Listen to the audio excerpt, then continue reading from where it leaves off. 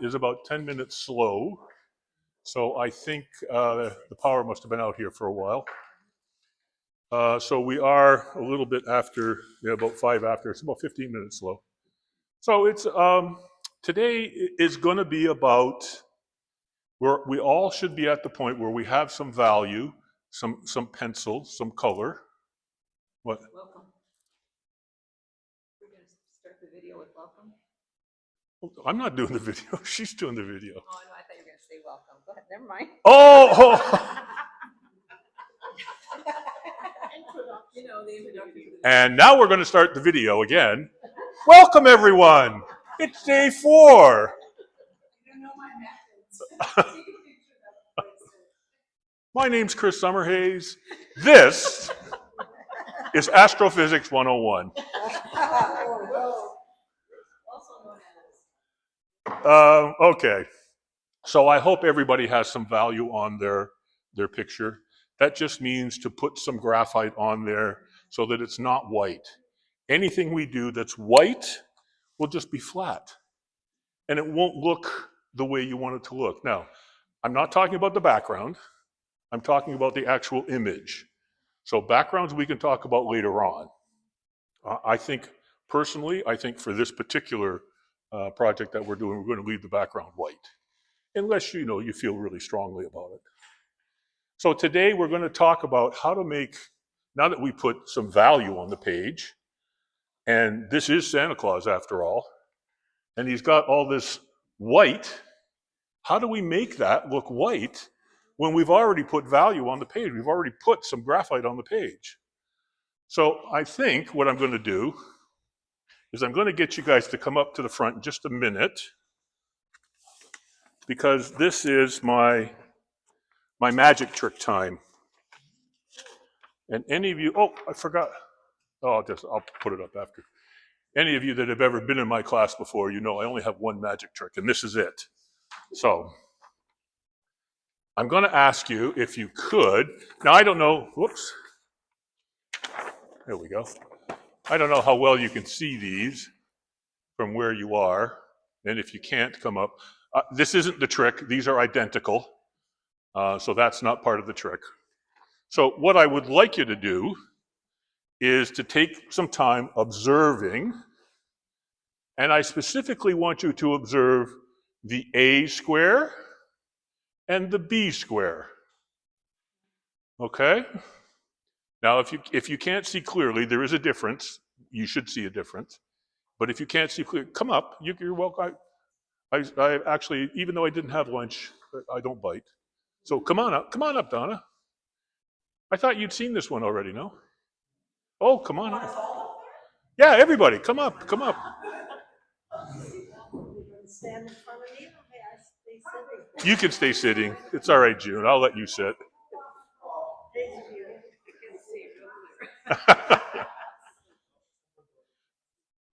I really do want you to see this, because this is kind of the crux of everything that we're talking about today. This is what's next to make your picture look right.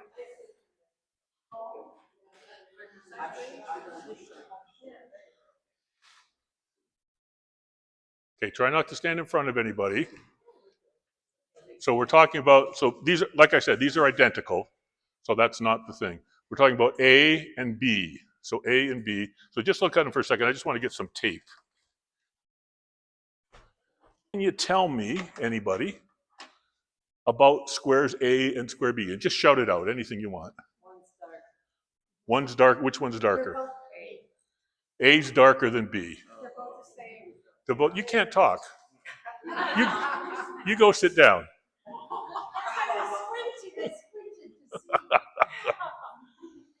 So this one is in the shadow of the cylinder, right? This one is out in the open. It's getting direct light. Poor Debbie's frowning now. She's going to cry in a second. She knows the answers. So square A looks significantly darker than square B, even though square B is in shadow, right? I mean, that's... So, like I said, this is my magic trick.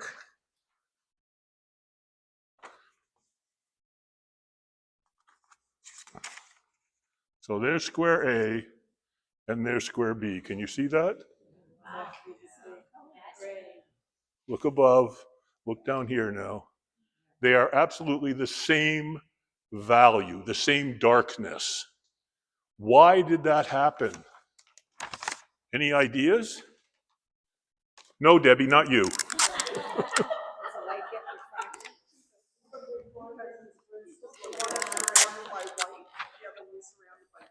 Did you hear that? One of them is surrounded by light, the other one is surrounded by dark. When we do that, let me get this up here.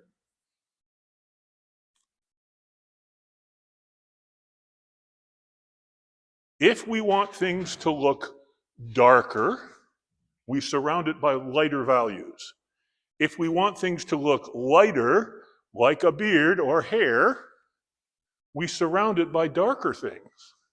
And it will appear lighter. It's not that it is lighter, it will appear lighter. Just, I want you to keep that thought in your head. I'm going to do another one here. This is like an addition to my magic trick, to my show. You know, it's just.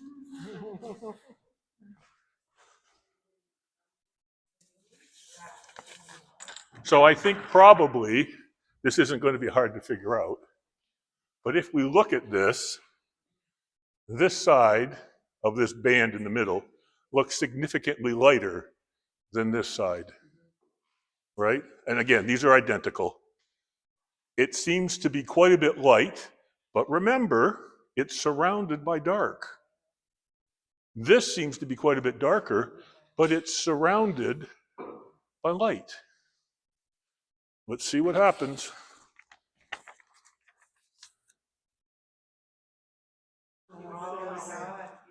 It's exactly the same all the way along. So keep that in the back of your mind. What did I do with the tape? Oh, what does that tell you about what the next steps are? And don't worry, you know what? I'm actually going to go on ad infinitum about what the next steps are. So, just I'm asking you as you're quietly walking back to your desks and waiting for the next instruction.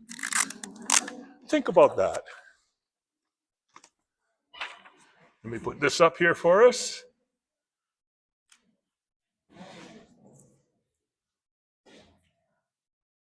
All right. Whenever two things cross or touch, that there is a darkness there. The thing on top puts a little bit of darkness on the thing on the bottom. If we look here, there is a little bit, I don't know if I put that on there or not. I think I did. I was drawing last time. Let's do it on this side. You can see that the beard is quite light, but the fur behind it is quite dark. Now, if you look at this hair, it's not as light as the hair on this side, but it still comes to us as being light, right? So as we're looking at our reference, we're looking for all the places. There's quite a bit of darkness underneath here, a shadow coming down. This is lighter. Quite a bit of darkness along the beard, a bit on the back of the hand. Also gives that a little bit of a lighter tinge to it, okay? So I want you to think about that when two things touch. Where they touch is dark.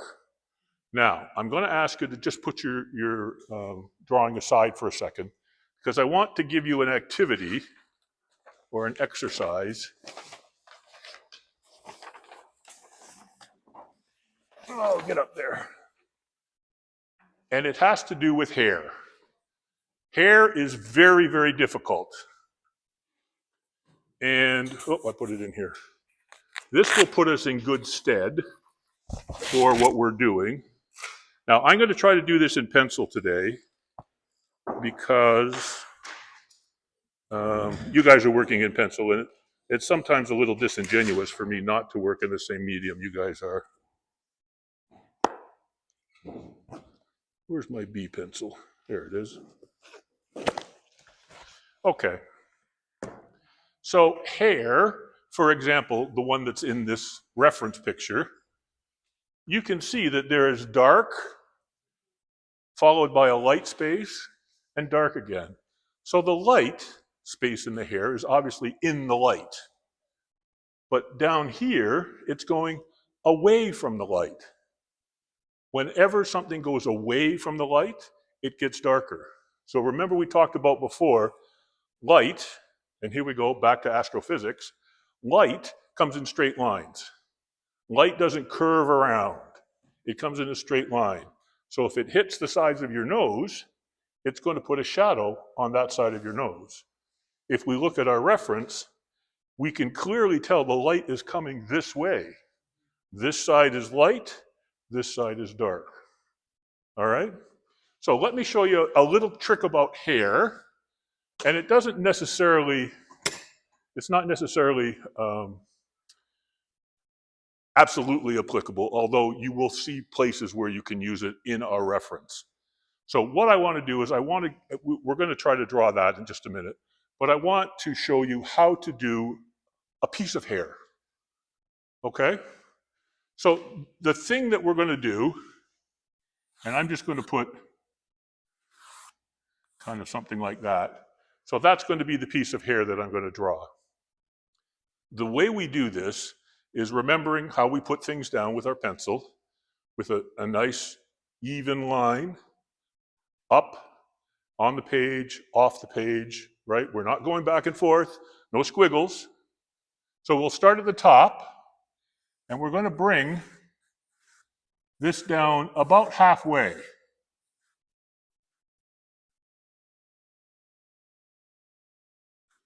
We don't want to go all the way down, because in the middle, there's going to be a light spot like we see on the braid. Now let's look at the bottom. In the braid, it was dark at the top and dark at the bottom. So let's bring some of the value up.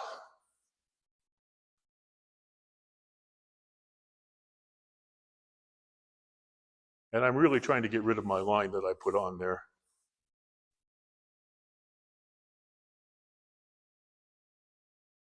All right, so looking at that, where did I put my thing? Oh. Looking at that, kind of superficially, you're saying, yeah, okay, Chris, that looks like that. Yeah, sure, whatever. When you take your, for example, your stump and blend with your stump from the top down, the hair now becomes smoother like hair, but it still has those lines of hair in it. And then if I come up from the bottom, the same thing happens.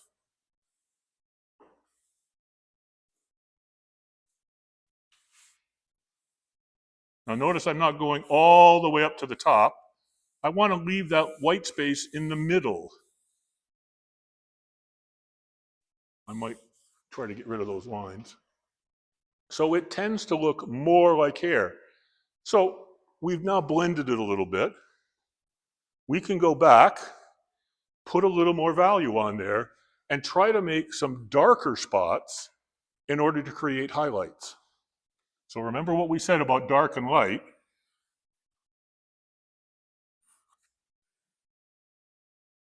I'm going to put some darker parts in here.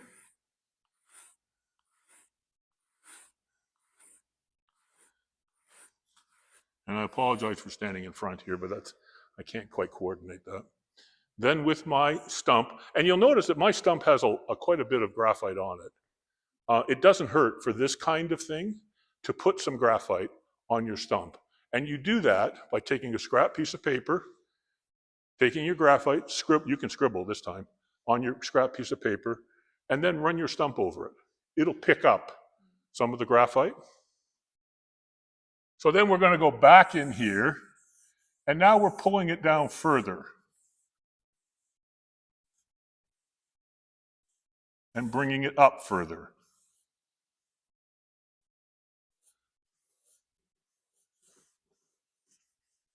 Whoop.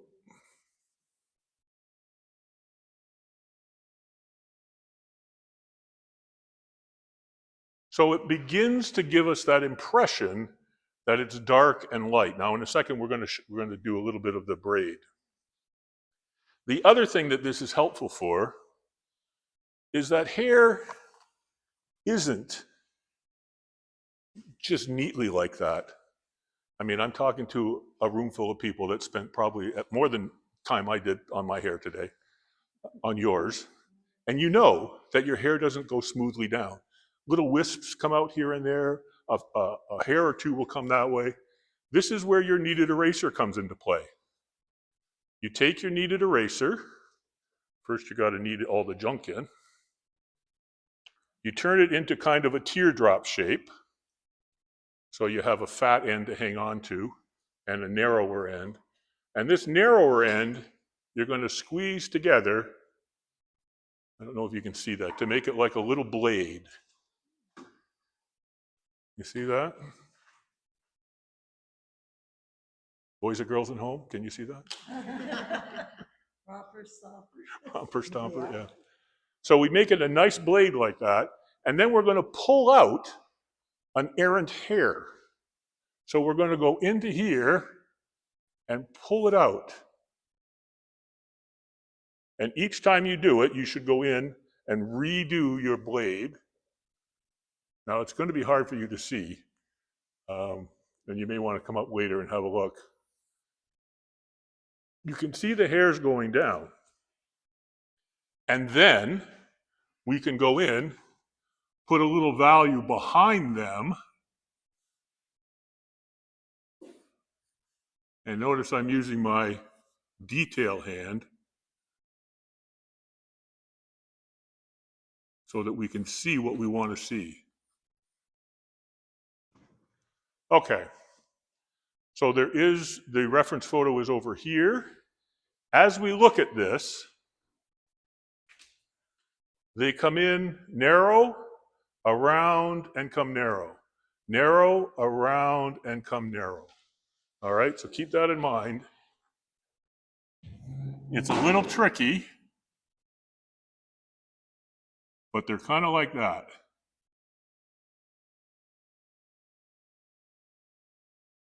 And then this piece of hair comes down here.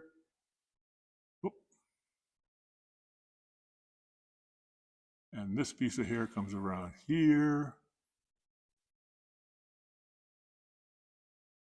And so what we're doing now, that's just a quick interpretation. You're doing the same thing, bringing some value from the bottom and some value from the top. I'll do a couple of these. Maybe do this one.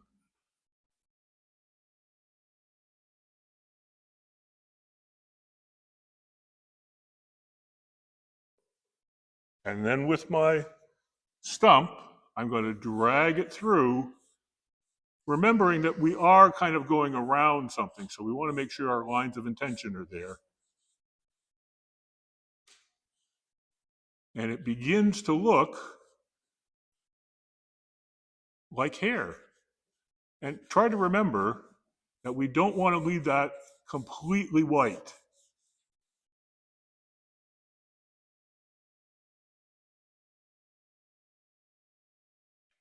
Okay? I forget what it looks like at the top. Oh, it just comes in at the top.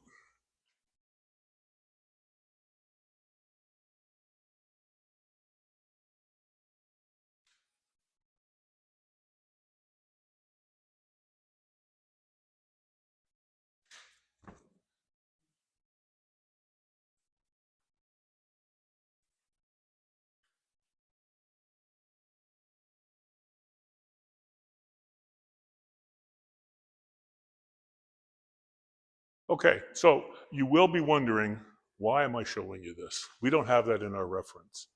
But we do. Oh, yes, we do. Look here. Look how it's darker, becomes lighter in the middle, and then goes darker down here. So as we are putting that graphite on there, we're thinking that in our head, and we're going to come back with our not with the stump, but with the tortellini or the tortellone. And we're gonna darken up those spaces, draw some of that into the light spaces, and draw some of it up from the bottom. So I just want you to practice this. Maybe let's take about 5 minutes. In your sketchbook, the references are over there.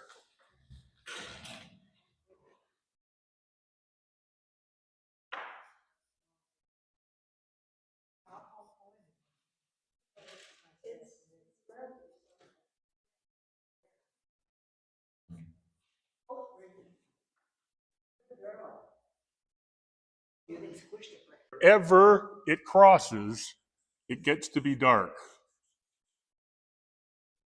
So even on the side, we should have some darkness.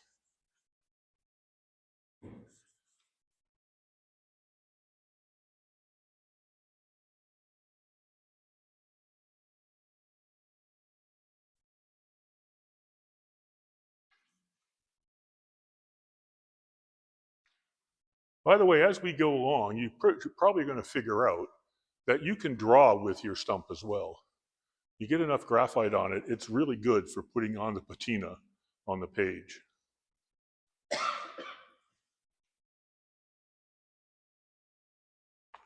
In the 3-point stance that they taught us in elementary school, when I'm talking about the artistic hand, I'm talking about holding it in the middle in that monkey grip that I showed you. Yeah. Some people call it the gesture hand. I just call it the art hand. All right, let's give it another 92 seconds. And then I have another blending tool to show you. I actually have two blending tools. One you already have and you don't even know. And another one we're going to get. Let me grab your attention for a couple of minutes. Then we're going to take a little bit of a break because, we got to get up and walk around a bit. So first of all, the blending tool that you already have in your kit is called a 2H pencil. Quite often when I am needing something just to blend what I have and not to, how do I want to say this? I want to add a little value, but I also want to blend it. If I use my HB or my 2B to try to blend, it'll get too dark. It'll get too muddy looking. A 2H pencil is sort of the artist's back pocket blender that they always carry around with them. Go in with that, and the same way you use a tortellini or a stump, just blend over top with your 2H pencil, and it will smooth it out for you and give you a really nice kind of blended area. I would recommend doing that in places where you want darkness, but the value that you put in there isn't quite cutting it. It's not filling it all in. It doesn't look quite as dark as it should be. Go back in with your 2H pencil and kind of smooth that graphite around. If you go in with your 2B or your 4B, you might end up just muddying the waters. The other tool that I'm going to show you today is this, and we've talked about it. It's a chamois, like they wash cars with, a chamois. And these are not synthetic chamois. Don't get it. If you're going out to buy more, don't get synthetic ones. Get the real chamois. And I left the cards over here, like the top part of the packaging, so you can see which ones I got. Now, I will tell you, I only get mine at the dollar store because they're exponentially cheaper than they are at Canadian Tire. Canadian Tire, you can buy one of these chamois, which is about this big, for about $12. Up until this week, or actually last week, this is Monday, when I went to go in to get those, I was getting them for $2. Well, they've gone up. Now they're $4.50. Darn tariffs. Anyway, this is a good blender with a caveat. This will blend things very nicely, but it will also pick up graphite. So if you've made a mistake in a big area, This is the go-to. It will pull the graphite off the page and leave you not completely light, but lighter.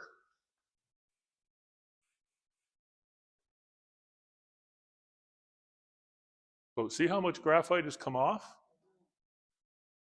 It's quite a bit lighter. We can use that to lighten up this space if we want and to blend a little bit. And see how much graphite it comes off?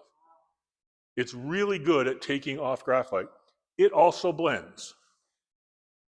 So keep that in mind though. If you're going to use it as a blender, you're using it to fill in the light spots, the white, and then you're going to go back with whatever pencil you're using, your HB, your 2B, sometimes your 4B, and put in a little bit of the darkness where it needs to be, wherever the shadow is that needs to be there. Okay? So I'm looking at that clock, which is like now 20 minutes slow. So it is actually 1:45. So let's take like a 5 or an 8 minute break, just so you can get up and walk around. I know I'm having a hard time today. My hip is a little sore.